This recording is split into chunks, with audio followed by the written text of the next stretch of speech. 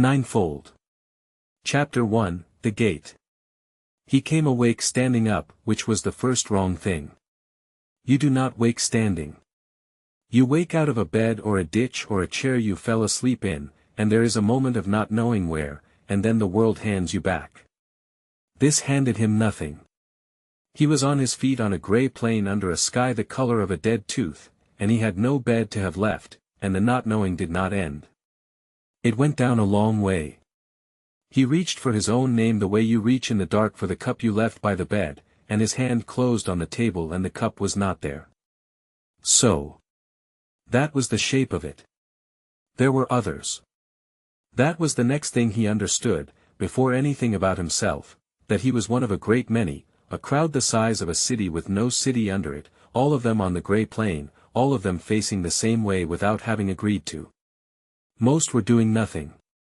A few wept, the ugly exhausted kind that has been going on too long to mean much. A woman near him was explaining something to a man who wasn't listening, explaining and explaining, her hands going, and what she was explaining was that there had been a mistake, that she wasn't supposed to be here, she'd been good, she had a sister who could tell them, if someone would just, and the man she said it to stared at the middle distance and worked his jaw like he was chewing and said nothing at all. Further off somebody laughed, once, high, and stopped. Nobody was in charge. He noticed that and didn't like how much it frightened him. Ahead, where they were all facing, the plain ran up to a wall, and in the wall there was a gate. It was not grand. He'd have liked it to be grand he could have understood. It was a plain dark archway in a plain dark wall, the stone worn smooth and low along the bottom of the opening the way a doorstep wears, from a great many feet, going one way. Over the arch words had been cut. They were not in any language he could name and he read them without trouble, which he would think about later and wish he hadn't. He read them and the bottom went out of him. It was not a threat. He could have stood against a threat. It was a notice, the flat municipal kind, a thing posted by an office that has posted it 10,000 times and feels nothing. This is the way in, these are the terms are not negotiable, there is no window for appeals because there is no appeal, and the last line, the one that the worn step under the arch was the proof of, told everyone who passed under it to put down the one thing they had carried this far. To set hope down here, against the wall, with the others, because it weighed too much for where they were going and there was nothing down there for it to do. The woman who'd been good was still explaining. Don't read it twice, a voice said, beside him. First time's a wound. Second time's a habit. He turned. The man who had spoken was old in the way of something left out in weather, not frail, cured, the skin gone to leather and the eyes set deep and dry. He was dressed in nothing you could call a fashion, layers of dark stuff that had been other things once. He did not look newly arrived. He looked like part of the furniture of the place, like the wall, like the step. You're the quiet one, the old man said, looking him over with a frank professional attention, the way a man at a hiring fair looks at hands. Good. The loud ones I leave. They've still got business with being innocent, and that takes years, and I haven't got the patience I had. He tipped his head at the gate. You're going in. They all go in. The only question anybody gets to answer here is how, like a man falling off a roof gets to decide nothing except whether he's screaming or thinking on the way down. I can make you think on the way down. That's the whole of what I'm selling. I don't, his own voice surprised him, it was a stranger's. He didn't know if it was deep or light until he heard it. I don't have anything to pay you. The old man smiled, and it was not unkind, which was worse than if it had been. No. None of you do. You came through with your pockets turned out, every one of you, that's the joke of the place.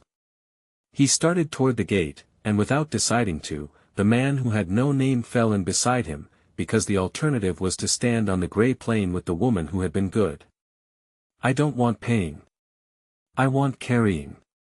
There's a thing I need brought down to the bottom, all the way, the cold floor of the whole business, and I'm too known down there to carry it myself.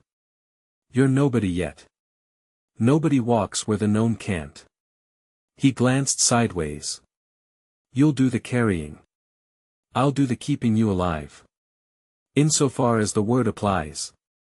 What's at the bottom? Everything you did. The old man said it lightly, stepping over the worn lip of stone, into the dark of the arch, and his voice came back flattened by the closeness of it. It's all kept. That's the thing the loud ones can't stand to hear. Nothing's lost down here, nothing's forgiven, but nothing's lost either. It's all still going on. Every circle's full of people doing the one thing forever. A pause, the dark swallowed his outline and left the voice. You're looking for somebody.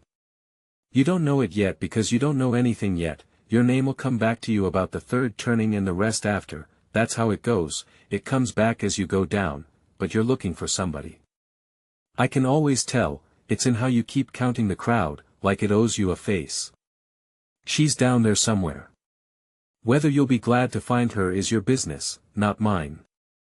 He stopped on the threshold. Under the arch the step was worn to a hollow, smooth and cold and faintly damp, polished by everyone who had ever come this far and not been able to stop. The dark past it had a smell. He had expected fire and there was no fire. There was a wet mineral cold like the inside of a well, and under it, very faint, something turned and sweet that he knew and could not place and did not want to.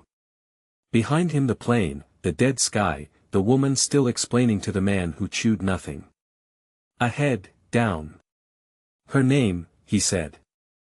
If you know mine you know hers. Tell me her name. That's not how I keep you walking, the old man said, out of the dark, patient, almost gentle. Come on. It's a long way, and we're already standing on the only part of it that's flat. He went in. The cold came up through the worn step and into him as if it had been waiting, specifically, for him, and the gate took the grey light off his shoulders one strip at a time, and somewhere far below, much too far below, a depth that the standing-up wrongness of waking had not prepared him for, water was moving, and a great many voices were doing the one thing forever. He could not remember his name. He was beginning, already, to be afraid that when it came back he would not want it.